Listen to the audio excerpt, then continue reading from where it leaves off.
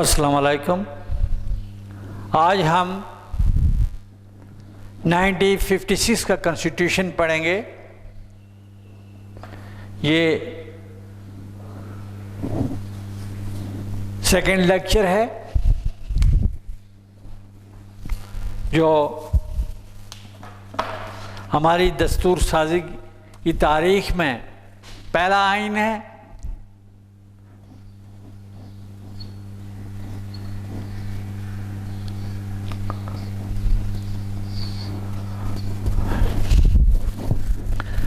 Constitution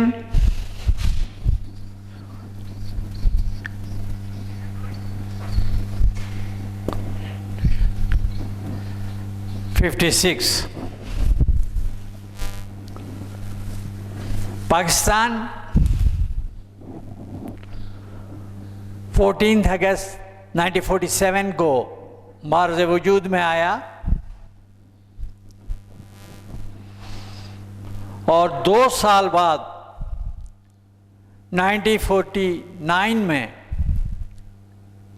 अवामी एहतजाज की वजह से जो पाकिस्तानी अवाम ने इस्लामी आइन के लिए शुरू किया, उसके नतीजे में 49 में ऑब्जेक्टिव रेजोल्यूशन 1949 पेश की गई। इस रेजोल्यूशन करारदाद मकासिद को मंजूर कर लिया गया। करारदाद की मंजूरी के बाद अक़लियतों के एहतजाज और मुतालबे पर बुनियादी उसूलों की कमेटी बनाई गई, जिसने अपनी रिपोर्ट 1950 में पेश की।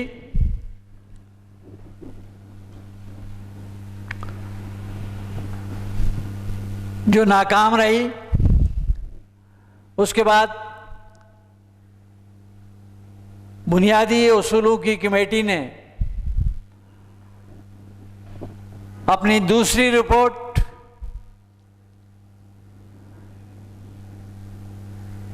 नाइनटीन 1952 में पेश की। फिर उसके साथ साथ बोगरा फार्मूला पेश किया गया। एक लाएअमल तय किया गया कि इसके मुताबिक इन उसूलों पर चलते हुए आम इंतखाबात कराए जाएं। 1953 के बोगरा फार्मूले के तहत इंतखाबात हुए और बिलाखिर पाकिस्तानी अवाम का एक देरीना मुतालबा, जो मुद्दत दराज से वो कर रहे थे कि पाकिस्तान में दस्तूर साजी हो, पाकिस्तान में आइन हो, तो 1956 का आइन बना। ये आइन, इस आइन में 1956 के आइन में ममलकत का नाम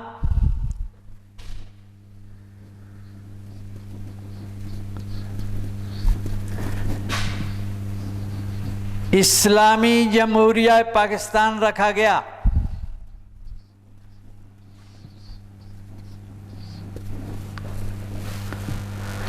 क्योंकि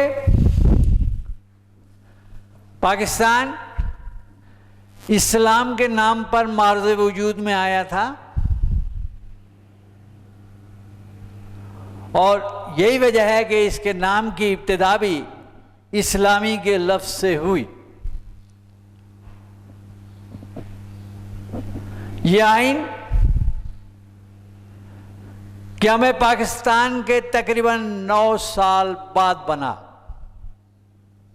एक तवील ताख़ीर थी क्योंकि ऑब्जेक्टिव रेजोल्यूशन के बाद एक दस्तूरी, आईनी और नज़रियाती बहरान पैदा हो गया और कशमकश शुरू हो गई कि आइन होना भी चाहिए या नहीं होना चाहिए। तो लिहाजा इस एक तवालत के बाद 9 साल का अरसा गुजरने के बाद पाकिस्तान का पहला आइन बना। ये आइन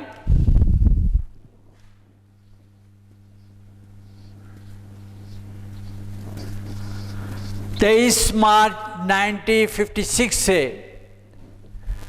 पूरे मुल्क में नाफिज़ुल अमल हुआ।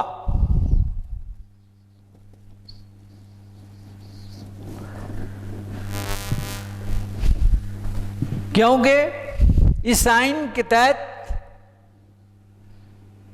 इस्लामी जमहूरिया, इस्लामी रवायात पर मबनी जमहूरी निज़ाम को मुतारिफ कराना था। 1956 के आइन की जो अहम खुसूसियात हैं वो मुदर्जा झैल हैं।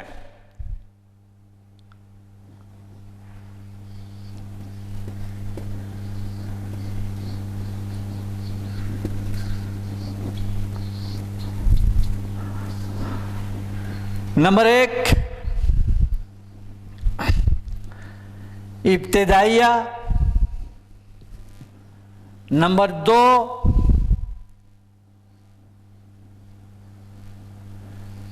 तहरीरी आइन।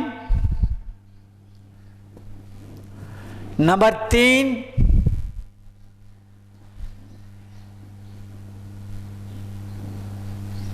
कदरे लचकदार आइन।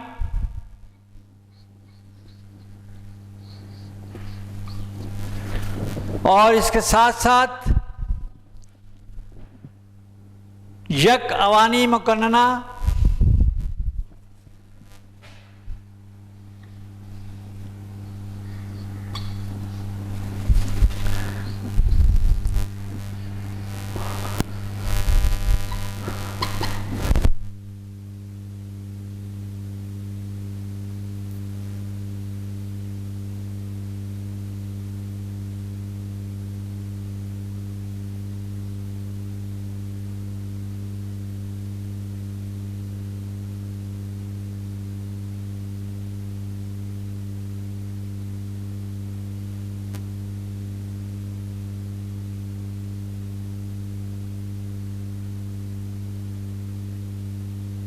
पहली इस आइन की खुसूसियात में इब्तिदाइया है।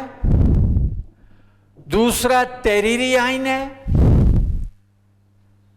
तीसरी बात कदर लचकदार आइन है। चौथी बात यक अवानी मुकन्नना है। पांचवी बात पार्लिमानी तर्ज हुकूमत है। और छठी वफाकी निज़ाम है। और सातवां तरमीम का तरीक़ाकार है। और आठवां इसमें इस्लामी नौयत है।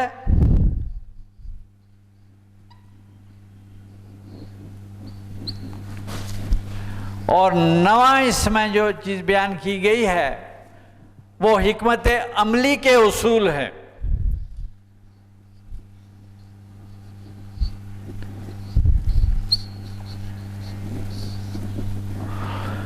10वां बुनियादी हुकूक हैं।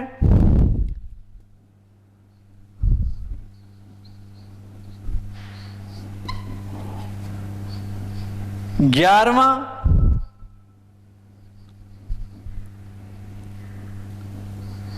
अक़लियतों का तहफ़्फ़ुज़ है। और 12वां अदलिया की बरतरी है।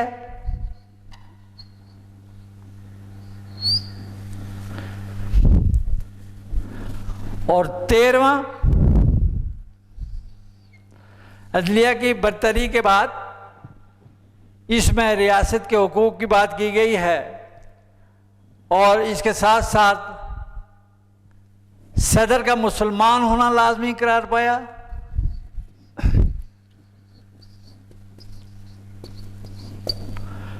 फोर्टीन, कौमी व सरकारी ज़बान।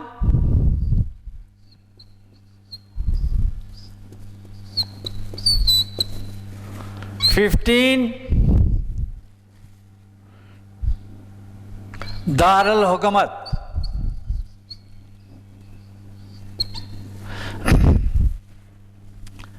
56 का आइन, मैंने आपको बताया कि ये आइन, इस आइन में ममलकत का नाम इस्लामी जमहूरिया पाकिस्तान रखा गया। यह आइन 23 मार्च 1956 से नाफिज़ुल अमल हुआ और इस आइन के मुताबिक ममलकत का जो इस्लामी तर्ज पर पार्लिमानी निज़ाम राइज करना था, यह आइन कदरे ताख़ीर से बना और जिसकी कम अज़ कम 9 साल का अरसा गुजर गया।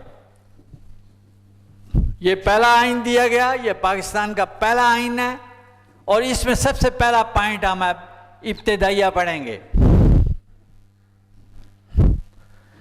इब्तिदाइया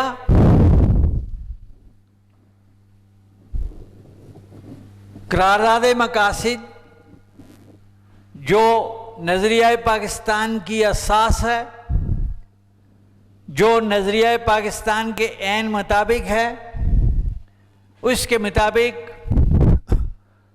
पाकिस्तान में दस्तूर साजी होनी थी। इस करारदाद मकासिद में अल्लाह तबारक ताला की हाकिमियत को तस्लीम किया गया, लेकिन इस करारदाद मकासिद को पहले आइन में बजाय नाफिज़ुल अमल करने के इब्तिदाइया के तौर पर रखा गया। याद रहे कि इब्तिदाइया आइन का हिस्सा नहीं होता। इब्तिदाइया तारफ, तमीद, पेशलफ्ज़, इफ्तिताइया, प्रीफेस, ये किसी भी किताबचे का हिस्सा नहीं होते। इब्तिदाइया के बाद दूसरा पॉइंट जो आता है वो तहरीरी आइन के बारे में है।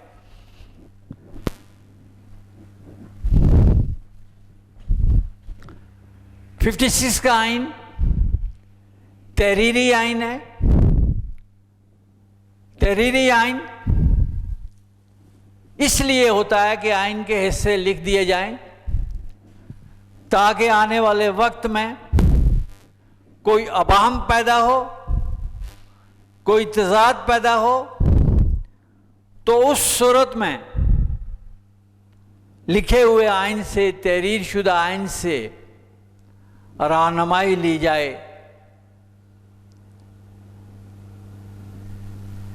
यह आइन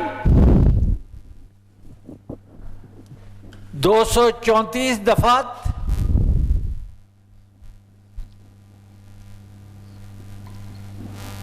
और 6 जदवल पर मुश्तमिल है। आमतौर पर दस्तूरी तारीख का जब हम मुताला करते हैं तो हमें पता चलता है कि दस्तूरी तारीख में, दस्तूर की दुनिया में मुख्तसर आइन को पसंद किया जाता है। दुनिया की तारीख का मुख्तसर आइन अमेरिकन आइन है। यह आइन सिर्फ 7 दफात पर मुश्तमिल है और दुनिया की तारीख का तवील तरीन आइन भारत का है जो 295 सेक्शन पर दफात पर मुश्तमिल है और इसी आईनी तारीख का मुताला करते हुए हमें यह भी पता चलता है कि दुनिया का वाहिद मुल्क बरतानिया है कि ब्रिटिश का आइन रवायात, रवाजात, कस्टम एंड ट्रेडिशंस पर मुश्तमिल है, मासवाए वो अदालती नज़ायर जो किसी न किसी तरह तहरीरी शक्ल में मौजूद हैं। तो इस आइन में 56 के आइन में 234 दफात और 6 जदवल शामिल की गई हैं।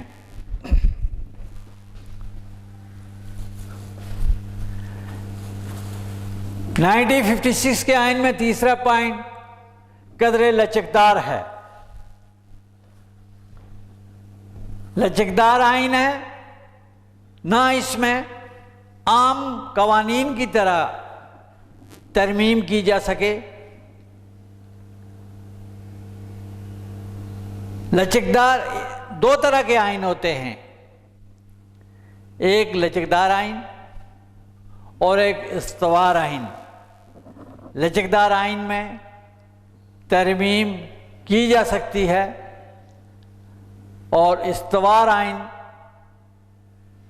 सख्त आइन है। उस आइन में आइन के अंदर बयान करदा तरीक़ाकार के मुताबिक ही तरमीम मुमकिन हो सकती है।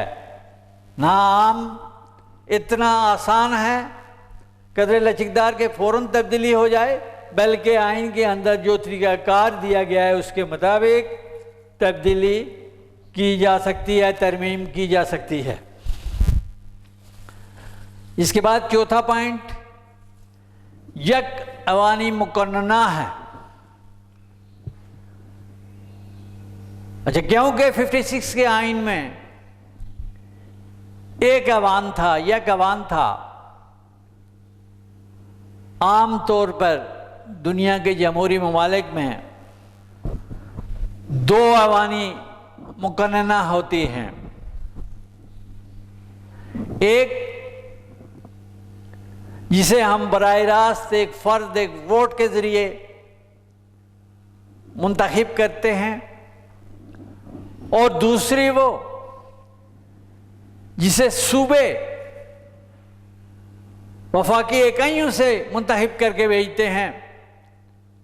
वो इसलिए होते हैं, जिसे हम सेनेट कहते हैं, ऐवान बाला कहते हैं, कि कोई बड़ी इकाई छोटी इकाई के हुकूक को गस्ब ना कर सके, दुबोच ना सके, इसलिए जो है 2 ऐवान होते हैं। एक ऐवान ज़ेरी कौमी असम्बली और एक ऐवान बाला सेनेट। लेकिन 56 के कॉन्स्टिट्यूशन में यक अवानी मुकन्नना मुतारफ़ कराई गई। ये मुकन्नना, ये ऐवान दोनों सूबों दोनों इकाइयों को 300 पर मुश्तमिल किया गया, बराबरी की बुनियाद पर किया गया। 150 मगरबी हिस्से से और 150 मेंबरान अरकान मशरकी हिस्से से। तो इस तरह बराबरी की बुनियाद पर इसमें सेनेट की कमी भी, सेनेट की खसूसियत भी शामिल कर दी गई, यानी बराबर नुमाइंदगी देकर इस ऐवान में यक अवानी मुकन्नना को 2 ऐवान की खसूसियात शामिल कर दी गई। नेक्स्ट पॉइंट आता है पार्लिमानी तर्ज हुकूमत। 56 के कॉन्स्टिट्यूशन में एक पार्लिमानी निज़ाम मुतारफ़ किया गया। वज़ीर आज़म इंतज़ामिया के सरबराह होंगे, उनकी काबीना कानून साजी करेगी और इस पार्लिमानी तर्ज हुकूमत को तमाम जमहूरी ममालिक में पसंद किया जाता है। क्योंकि इसमें बराह रास्त अवाम के मुंतखब करदा नुमाइंदगान होते हैं और इस पार्लिमानी तर्ज हुकूमत में वज़ीर आज़म और उसकी काबीना होते हैं और तमाम तर इख्तियारात वज़ीर आज़म को हासिल होते हैं। सदर ममलकत के पास जो ओहदा होता है वो ऐसे ही ओहदा सिर्फ वफाक पाकिस्तान की अलामत ज़ाहिर करने के लिए बनाया जाता है, उसके पास कोई इख्तियारात नहीं होते। वफाकी निज़ाम 56 के कॉन्स्टिट्यूशन में एक मजबूत वफाकी निज़ाम मुतारफ़ कराया गया। इस निज़ाम के तहत मगरबी हिस्से में जो सूबे थे उन्हें यकजा करके एक इकाई, एक सूबा बनाया गया मगरबी पाकिस्तान, और एक मशरकी पाकिस्तान था जो हमसे तकरीबन 1600 मील दूर था। इतनी लंबी मसाफत जो भारत के ऊपर से, भारत की सरजमीन से गुजर कर जाने का रास्ता था, उसको एक मजबूत वफाकी निज़ाम से मनज़बत कर दिया गया, जोड़ दिया गया, बांध दिया गया, ताकि इस दूरी को कम किया जा सके मजबूत निज़ाम के तहत। वो इख्तियारात जो मरकज़ी हुकूमत करेगी और वो इख्तियारात जो सूबाई हुकूमतें उनको तफवीज़ कर दिए गए, दे दिए गए। अलबत्ता सूबाई हुकूमतें किसी भी तरह की कोई कानून साजी नहीं कर सकेंगी, आइन साजी, आइन नहीं बना सकेंगी। बाकी कानून साजी या अंदरूनी मामलात, दाखिली मामलात उनको वो हैंडल कर सकते हैं। तरमीम का तरीक़ाकार, नेक्स्ट पॉइंट इसमें आता है, पॉइंट 7। 56 के आइन में तरमीम का तरीक़ाकार बयान कर दिया गया, वज़ा कर दिया गया, जिसके तहत हाज़िर अरकान यानी कुल अरकान जो हैं असम्बली के मुंतखब अरकान की 1/3 अक्सरियत से कानून में, आइन में तरमीम की जा सकती है, बिल मसवदे को मंजूर किया जा सकता है। इसके लिए कुल अरकान की 1/3 लाजमी करार दी गई और तरमीम का तरीक़ाकार आइन के अंदर वज़े कर दिया गया, बयान कर दिया गया। इसके बाद नेक्स्ट पॉइंट आता है इस्लामी नोयत।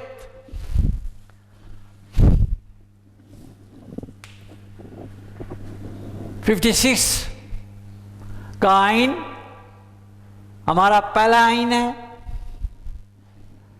इस आइन में ममलकत का नाम इस्लामी जमहूरिया पाकिस्तान रखा गया, जो इस बात की गमाज़ी करता है कि पाकिस्तान एक इस्लामी रियासत है, मुसलमानों की रियासत है, और करारदाद मकासिद जो हमारी दस्तूरी तारीख़ में संग मील की हैसियत रखती है, जो नज़रिया पाकिस्तान की आकाश है, उसको अहमियत दी गई, मद्देनज़र रखा गया, और ममलकत का सरकारी मज़हब, ममलकत के नाम जमहूरिया, इस्लामी जमहूरिया पाकिस्तान करार पाया। और चूँकि करारदाद मकासद में बयान है कि हाकिमियत अल्लाह ताला को हासिल है, पूरी कायनात पर हाकिमियत अल्लाह ताला को हासिल है, और लोगों के पास जो इख्तियारात होंगे वो इन इख्तियारात को मुक़द्दस अमानत के तौर पर बुरुए कार लाएंगे। कुरान और हदीस की तालीम लाजमी करार दे दी गई, अरबी को फ़रोग़ हासिल होगा। ये तमाम इस्लामी नौइयत की चीज़ें इसमें बयान की गई है। इसके साथ साथ हिकमत अमली के उसूल। नेक्स्ट पॉइंट आता है,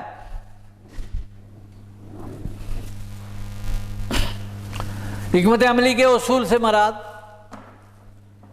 कि ममलकत को चलाने के लिए ममलकत की मनसूबाबंदी में आइंदा का लाए अमल, वो नज़रिया जिसके तहत वो ममलकत मार्ज़ वजूद में आई। मैंने आपको बताया था कि किसी ममलकत के क़याम और आज़ादी के लिए दो चीज़ें होती हैं, एक वो नज़रिया, वो नस्बुल लैन जिसके तहत ममलकत हासिल करने के लिए जदोजहद की जा सकती है, की जाती है। आम तौर पर रियासतों के इर्तिका में हम देखते हैं कि सरहदों के अंदर लोग रहते हों, लसानियत की बुनियाद पर, मुश्तरक मफादात की बुनियाद पर और इश्तराक ज़बान और लिबास और ख़ुराक और माशरत की बिना पर वो अपने हुकूक के लिए जदोजहद करते हैं, बिलाखिर वो आज़ादी हासिल कर लेते हैं। लेकिन पाकिस्तान क्योंकि इस्लामी रियासत के लिए, इस्लामी रियासत के नज़रिए के लिए एक नज़रिया था, मुसलमानों की हुकूमत हो, उनको इख्तियार हो, उनका इक़्तिदार हो और वो इस्लामी निज़ाम मैशियत राज करें। आज़ादी, इख्तियार और इक़्तिदार तीन चीज़ें होती हैं किसी भी आज़ाद ममलकत के लिए। और इस इस्लामी रियासत के लिए नज़रिया पाकिस्तान पेश किया गया। नज़रिया मुक़द्दम होता है, नज़रिया कभी ख़त्म नहीं होता। अलबत्ता वो जो तहरीक चलती है, बाज़ औक़ात तहरीक कामयाबी से हमकिनार होती है, बाज़ औक़ात तहरीक ख़त्म हो जाती है, लेकिन नज़रिया ख़त्म नहीं होता। गोया नज़रिया एक मुस्तकिल इंस्टीट्यूशन है और तहरीक पाकिस्तान चलाई गई और उसकी तकमील हुई तो पाकिस्तान बन गया। लेकिन वो नज़रिया बाकी रहा, मौजूद रहा और ता ज़िंदगी जब तक रियासत पाकिस्तान मौजूद है वो नज़रिया इस्लाम मौजूद रहेगा, वो कभी ज़वाल पज़ीर नहीं होगा। लिहाजा हिकमत अमली के उसूल में ये वज़ह कर दिया गया कि आइंदा इस्लामी कवानीन, इस्लामी माशरा, शहरियों को इनफरादी व इज्तिमाई मज़हब की आज़ादी और उनको इस्लामी तालीमात के मुताबिक ज़िंदगी गुजारना उनको मुहैया किए जाएंगे। इसके बाद 10वां पॉइंट आता है फंडामेंटल राइट्स, बुनियादी हुकूक का। तमाम जमहूरी ममालिक में बुनियादी हुकूक शहरियों को बिला इम्तियाज हुकूमत की तरफ से अता कर दिए जाते हैं। आइन होता क्या है?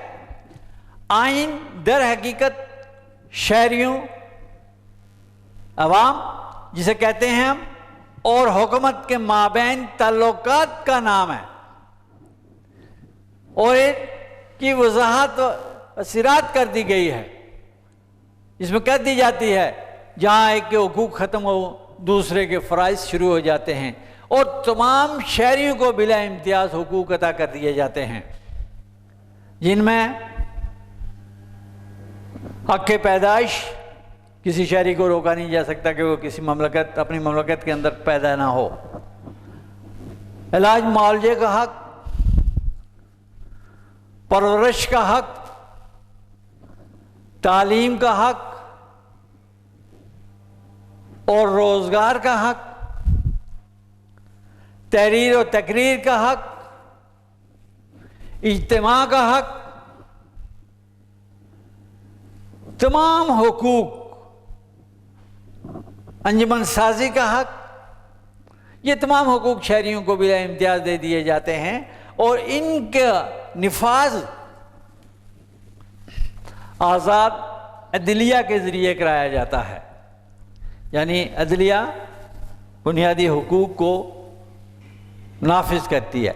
आप देखते हैं, आपने देखा है, पढ़ा भी है, हमने पहले भी पढ़ा है कि जब भी इमरजेंसी का निफाज होता है, आइन टूट दिया जाता है, तो बुनियादी हुकूक लोगों के, आवाम के सल्ब कर दिए जाते हैं। उनको कोई भी एहतजाज का हक, अपील का हक, अदलिया में जाने के हक तमाम ख़त्म कर दिए जाते हैं। अपील का हक ख़त्म कर दिया जाता है। लिहाजा जमहूरी रियासत में मुकम्मल तौर पर जो है बुनियादी हुकूक का निफाज अदलिया ही के ज़रिए किया जाता है। इसके बाद नेक्स्ट पॉइंट आता है अक़लियतों को तहफ़्फ़ुज़। अक़लियत ज़िम्मी दो तरह के होते हैं, एक वो जो इस्लामी रियासत के साथ जंग करें और शिकस्त की सूरत में मफ्तू की हैसियत से उस ममलकत के अंदर रहें, और दूसरे वो कि वो उस मुल्क के आइन को, इस्लामी रियासत के आइन को तस्लीम करें, उसको मान दें, आइन की बालादस्ती, उस निज़ाम और कानून की बालादस्ती तस्लीम करें, तो वो उस ममलकत के अंदर अक़लियत की तरह हैसियत से रहेंगे। हुकूमत जिस तरह के मुसलमानों के हुकूक का तहफ़्फ़ुज़ करेगी, इसी तरह अक़लियतों के हुकूक का भी तहफ़्फ़ुज़ करेगी। अगर कोई गैर मुस्लिम किसी इलाके, किसी शहर, ममलकत के अंदर का शहरी है, वो अपने रोज़गार के लिए, अपनी माशी जदोजहद के लिए दूसरे मुल्क में चला गया है, तो कोई शख्स उसकी जायदाद व इमलाक पर कब्ज़ा नहीं जमा सकता।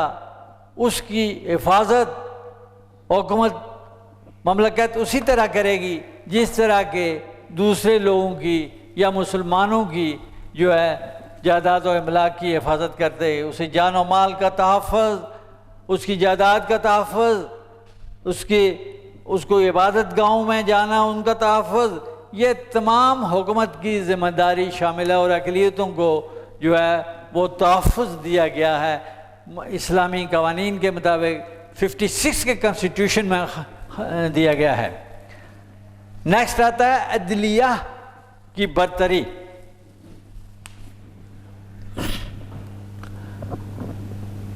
नाइनटीन 56 का आइन हमारा पहला आइन है, पार्लिमानी तर्ज का है, और इस आइन में अदलिया को आज़ाद व खुद मुख्तार करार दे दिया गया, उसकी बरतरी को तस्लीम किया गया। कोई भी सियासी पार्टी, इंतज़ामिया या कोई गिरोह इस पर अपनी बरतरी कायम नहीं कर सकता, बल्कि ये राज अल वक्त कवानीन और आइन के मुताबिक आज़ाद और ख़ुद मुख्तार है, और एक तसलसल के साथ जो है वो मेरिट पर फैसले करेगी, जिस पर किसी भी तरह से इंतज़ामिया या कोई दूसरा गिरोह जो किसी भी तरह जो दबाव नहीं डाल सकता। हर दबाव से बालातर अदलिया का क़याम और अदलिया की बरतरी इस कॉन्स्टिट्यूशन में भी कायम कर दी गई, रखी गई। इसके बाद आता है 13 सदर ममलकत का मुसलमान होना। 56 के कॉन्स्टिट्यूशन में सदर ममलकत के लिए मुसलमान होने की शर्त आयद कर दी गई, लाजमी मुसलमान होगा। अच्छा, इससे पहले जो बुनियादी उसूलों की कमेटी थी, उसकी पहली रिपोर्ट जब हम देखते हैं तो उसमें लिखा था कि सदर ममलकत का मुसलमान होना लाजमी नहीं है और अक़लियतों को हद से ज़्यादा तजावज़ करके जो है उनको मराहत दे दी गई थी। लेकिन दूसरी रिपोर्ट में बुनियादी उसूलों की दूसरी रिपोर्ट में जो है वो सदर ममलकत का मुसलमान होना लाजमी करार पाया था, क्योंकि सदर ममलकत रियासत का सरबराह होता है, ममलकत का सरबराह होता है, वफाक की अलामत होता है, और ये ममलकत इस्लाम के नाम पर मार्ज़ वजूद में आई है। तो इसलिए पाकिस्तान इस्लामी रियासत का सरबराह भी मुसलमान होना लाजमी करार पाया। अलबत्ता वज़ीर आज़म के लिए शर्त आयद नहीं थी।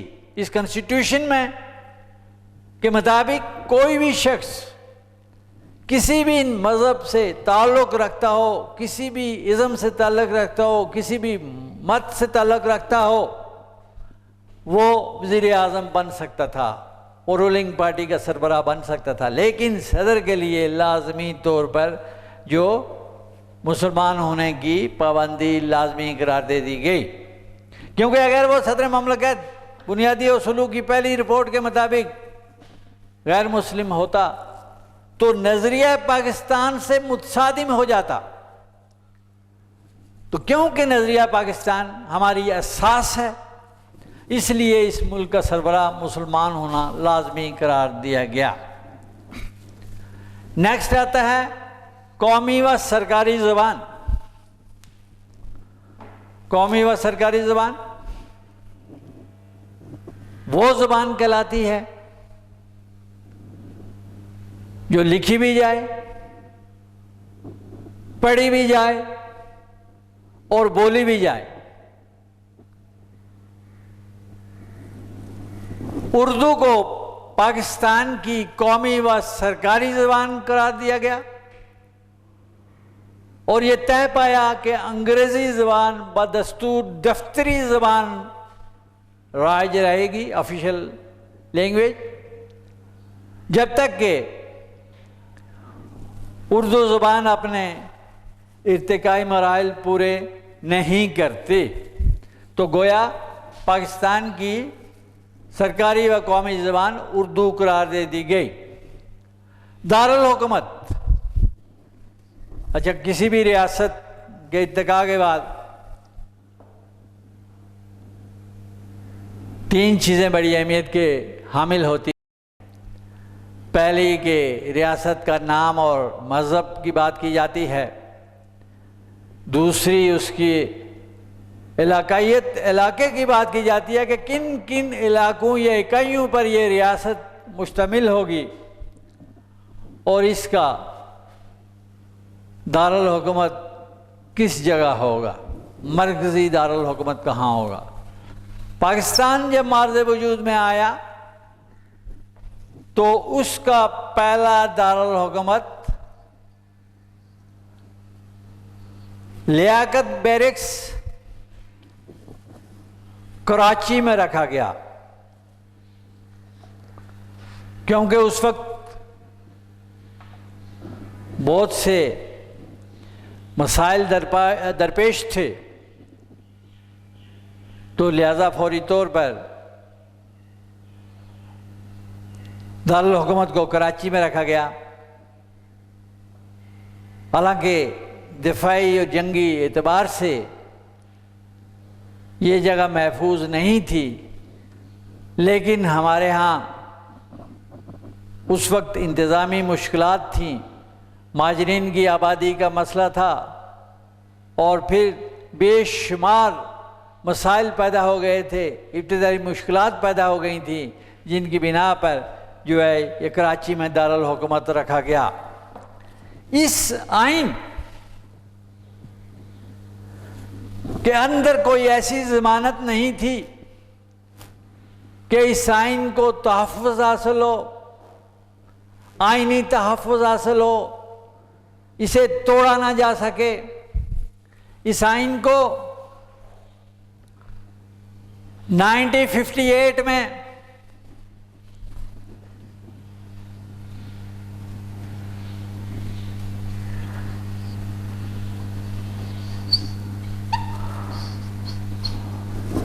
मार्शल अयूब, जनरल अयूब के मार्शल की नज़र कर दिया गया। जनरल अयूब खान ने इक़्तिदार संभालते ही इस आइन को तोड़ दिया और आइन को तोड़ते ही एक ऐसा कमीशन बनाया गया जो इन वजूहात का जायजा ले कि आखिर वो क्या वजूहात थी कि ये 56 का कॉन्स्टिट्यूशन कामयाब ना हो सका, इसे नाकामी का सामना करना पड़ा। हालांकि ऐसा नहीं, ये बिल्कुल मार्शल की नज़र हो गया था, मार्शल की वजह से ये आइन टूटा था। कोई आइनी बहरान पैदा नहीं हुआ था, कोई तहरीक नहीं चली थी कि जिसकी वजह से ये आइन टूटता। ये आइन ज़्यादा देर नहीं चल सका। ये आइन 2 साल 8 माह 15 दिन के बाद मार्शल ने तोड़ दिया, मार्शल की नज़र हो गया। तो उसके बाद सदर ममलकत ने एक आईनी कमीशन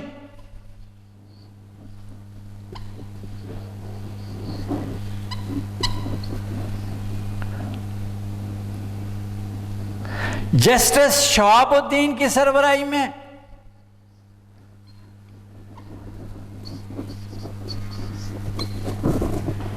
बनाया, जिसके जिम्मे यह काम लगाया गया कि वो 56 के आइन की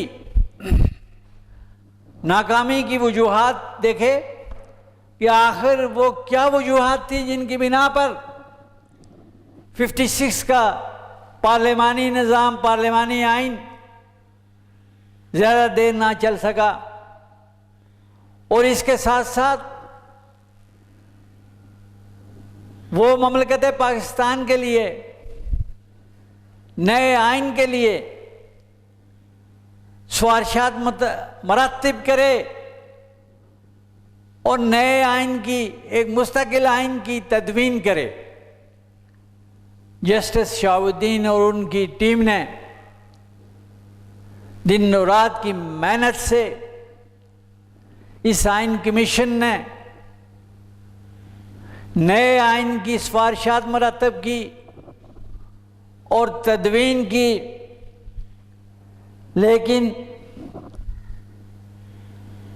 जनरल अयूब खान और उनके साथियों ने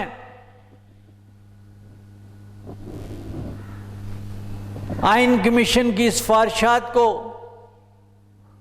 सामने ना आने दिया। जस्टिस शहाबुद्दीन ने